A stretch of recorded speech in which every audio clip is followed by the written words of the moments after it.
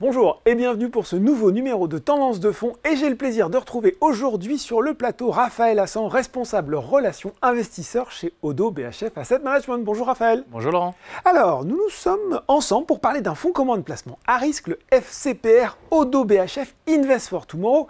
Et les gens qui nous regardent, qui ont de la mémoire, se disent tiens, mais il y avait déjà eu une vidéo là-dessus. Bah oui, parce qu'après le lancement du fonds, c'était en septembre 2023. On s'était déjà parlé. L'occasion de refaire un point. Et d'ailleurs, vous qui nous regardez, on mettra cette première vidéo en lien avec celle qu'on est en train de tourner. Mais quand même, Raphaël, on laisse personne derrière, personne au bord de la route dans Tendance de Fonds. On rappelle, pour les gens qui ne le sauraient pas, ce qu'est un FCPR et comment il fonctionne. Alors, le FCPR, c'est un fonds qui vise à investir dans des sociétés qui ne sont pas cotées en bourse. Et l'objectif, donc, c'est de les accompagner pour financer leur projet de croissance ou leur projet de transmission. Voilà.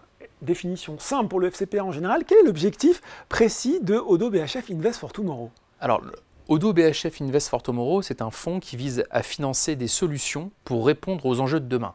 Ça, c'est son objectif premier. Dans le cadre de cet objectif, on a la chance de pouvoir accompagner des thématiques porteuses et d'investir de façon globale. Ça peut être en Europe, ça peut être aussi aux États-Unis.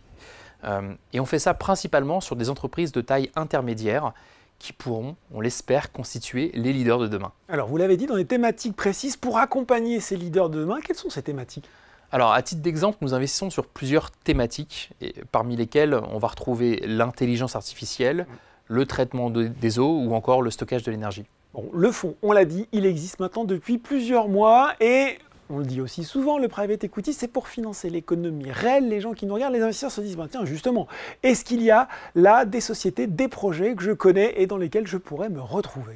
Alors, effectivement, depuis qu'on s'est vu il y a quelques mois, le fonds a déjà réalisé plusieurs investissements. C'est un fonds qui, pour rappel, embarque une stratégie avec du primaire, du secondaire et du co-investissement. Et le premier co-investissement est sur une très belle société française que vous connaissez, j'imagine, ou vous utilisez à minima, qui est née il y a plus de 100 ans à Angoulême. Et cette société, c'est l'un des leaders européens de traitement et d'acheminement de l'eau potable. Donc aujourd'hui, quand vous vous brossez les dents, j'imagine, après, ça arrive. ou quand vous buvez l'eau du robinet, si vous pouvez le faire aujourd'hui, c'est notamment grâce à cette société. C'est une société qui aujourd'hui traite et achemine plus de 7000 milliards de litres d'eau, donc il faut représenter un joli verre d'eau. Un beau verre d'eau, qui vient acheminer l'eau en gérant à peu près 250 000 km de canalisation. Et bien ça permet d'abreuver, sans mauvais jeu de mots, à peu près 20 millions de clients par an. Bon voilà, et on retrouvera facilement le nom de cette société leader dans son domaine. Voilà pour un exemple français. Si on ouvre un petit peu nos horizons, est-ce qu'il y a un projet que vous avez envie de nous citer en Europe par exemple?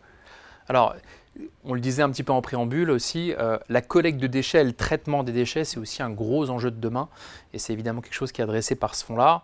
À ce titre, on a quand même une géographie qui est très en avance de phase, c'est plutôt les pays nordiques. Et on a la chance de pouvoir accompagner aujourd'hui le principal gestionnaire de déchets en Norvège.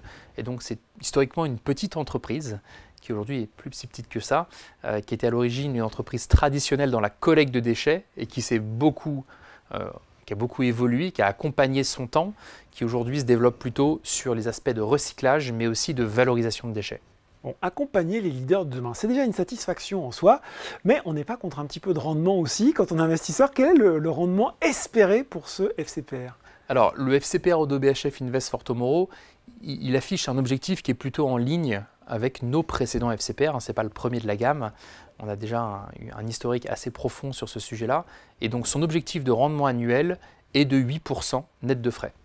Ce qui est intéressant, c'est que depuis qu'on s'est vu il y a quelques mois, il y a plusieurs investissements qui ont été réalisés et la performance est déjà aujourd'hui en territoire positif, puisque la valeur liquidative du fonds, au 15 mars 2024, elle s'établit à un peu plus de 102,7 €.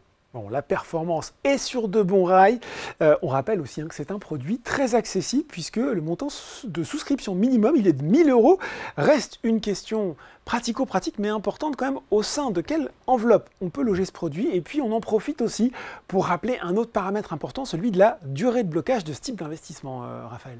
Alors, vous l'avez souligné, il y a deux accès, deux portes d'accès. La première, c'est le seuil. Le seuil 1000 €, c'est important pour nous de pouvoir rendre accessible. C'est la démocratisation du private equity. Oui, et puis c'est aussi pouvoir rendre accessible aujourd'hui aux clients privés et particuliers à une classe d'actifs qui était historiquement réservée aux institutionnels pour aller financer les enjeux de demain. Donc c'est, je pense, quelque chose qui, au-delà de la performance financière, a un enjeu assez noble.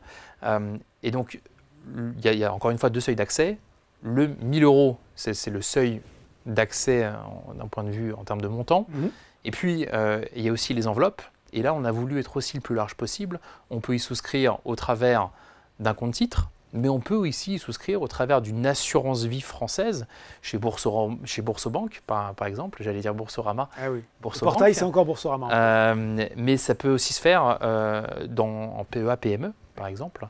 Et donc, on est effectivement sur un fonds de private equity. Donc, comme tout fonds de private equity, on va se retrouver avec une période de blocage. Et cette période de blocage, elle s'inscrit sur la durée de vie du fonds qui est de 8 ans. Bon, et les gens qui nous regardent se disent c'est quand même intéressant, j'ai envie de souscrire, mais est-ce que je suis dans les temps? Est-ce qu'il y a une date limite de souscription pour ODO BHF Invest for Tomorrow? Alors, les souscriptions sont encore ouvertes jusqu'au 27 juillet 2024, donc dans quelques mois.